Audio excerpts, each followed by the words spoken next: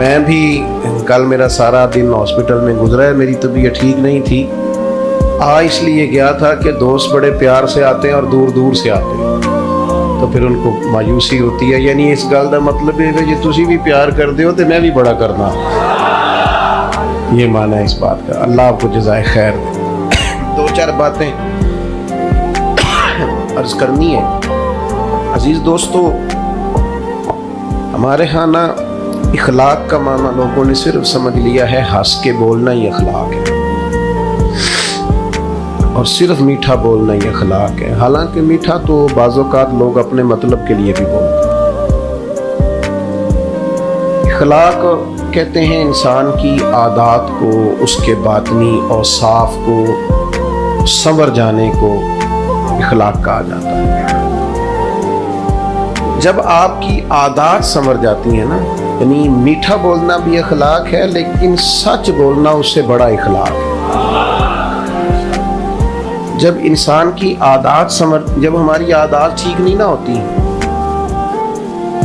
تو ہمیں خود بھی اس کی تکلیف ہوتی ہے۔ میں نے بہت سارے لوگوں کو دیکھا ہے، لوگوں کا خیال ہوتا ہے بڑا غصے والا بندہ ہے، لیکن میں ان بیچاروں کو جانتا ہوں، غصہ ان کو آتا ہے پر وہ خود بھی اپنی اس عادت سے تنگ ہوتے ہیں۔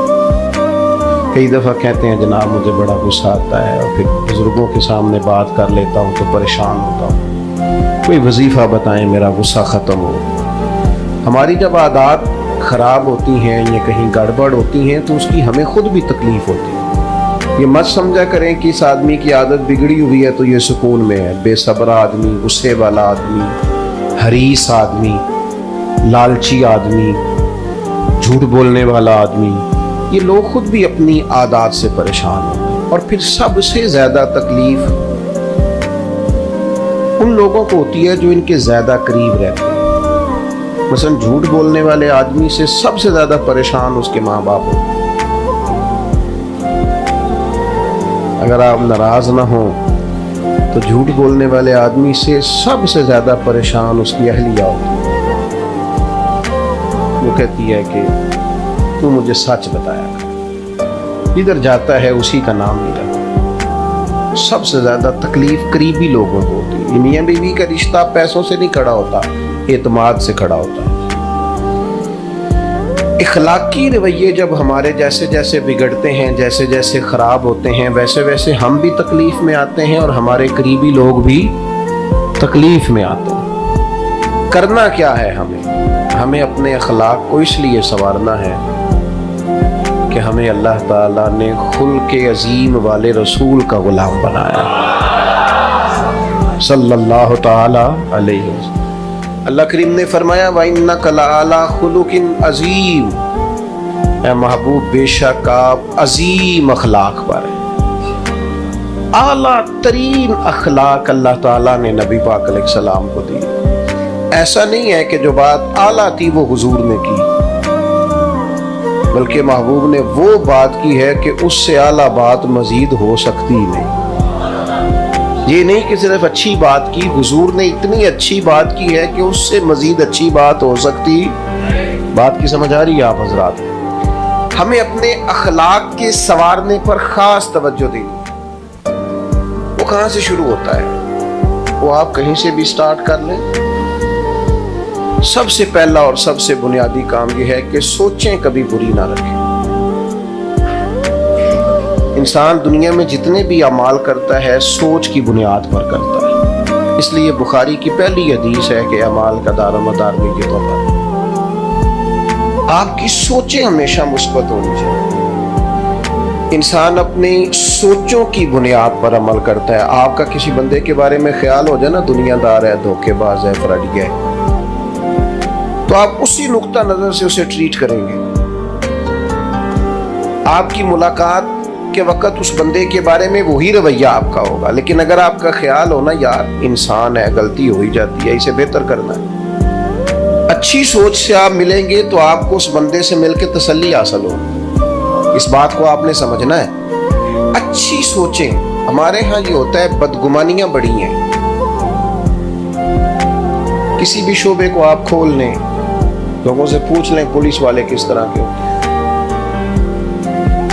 چلیں وابڈا والوں کے بارے میں کیا خیال ہے، ریلوے والے کیسے ہوتے ہیں, PIA کے ملازمین کیسے ہوتے ہیں, ڈاکٹر کیسے ہوتے ہیں. چلیں مولویوں پیروں کے بارے میں کیا خیال ہے؟ دیکھیں آپ سب سے زیادہ ہماری باری ایسے ہیں. یعنی کسی بھی ایک شعبے کے بارے میں ہمارا رویہ مثبت نہیں. کیوں؟ اس لیے کہ مزاج بنا دیا گیا ہے. پورے وطن میں اس طرح کا ماحول بنایا گیا ہے کہ سب ایک دوسرے سے دور ہے, ہر طبقہ ایک دوسرے سے دور ہے. ابھی بچی بیچاری 7-8 سال کی ہوتی ہے تو اس کی اماں اسے کہہ رہی ہوتی ہے جب تو جائیں گی نا ساس کھولتے لاگ بتا جائے گا. تو اس بیچاری کو تو 8 سال کی عمر میں آپ نے بتایا ہے کہ ساس کسی خوفناک چیز کا نام. پھر آپ کیا توقع کرتے ہیں کہ محبت کرے گی جا کے؟ اخلاقی رویوں میں حسن ظن, اچھا گمان. ادھر دیکھو میرے دوستو, مسلم میں حدیث ہے, نبی پاک علیہ السلام نے فرمایا حسن ظن رکھنا یعنی اچھا سوچنا بھی اچھی عبادت ہے. آپ صرف اچھا سوچیں.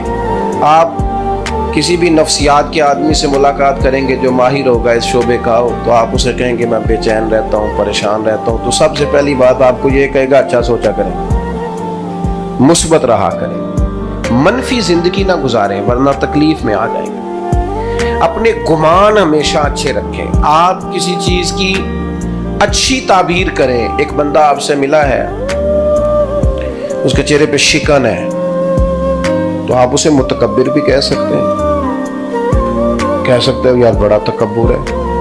لیکن اگر آپ اللہ کے بندوں کو گنجائش دینا تو یہ سوچیں یار آج فلانا ملا تھا کچھ پریشان سے لگتا, اس کے لیے دعا کرنا خیر ہو صحیح. ایک رویہ وہ ہے کہ بڑا تکبر ہے, ایک رویہ یہ ہے کہ یار تھوڑا نا بندہ پریشان تھا, اللہ جانے کیا تھا. اب اس رویے کے اندر نفرت ہے اور اس رویے کے اندر محبت ہے. ہم جب اخلاقی طور پر سنورنا چاہتے ہیں نا, نبی پاک علیہ السلام نے 10 دن قیام کیا ہے طائف میں. عرب کے لوگ ویسے روایتی طور پر بھی مہمان نواز تھے,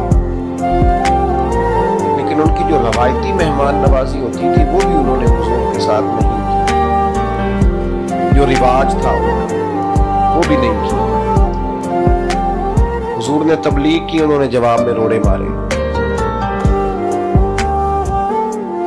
تو جب صحابی نے عرض کی یا رسول اللہ دعا کرے نا یہ تباہ ہو جائے.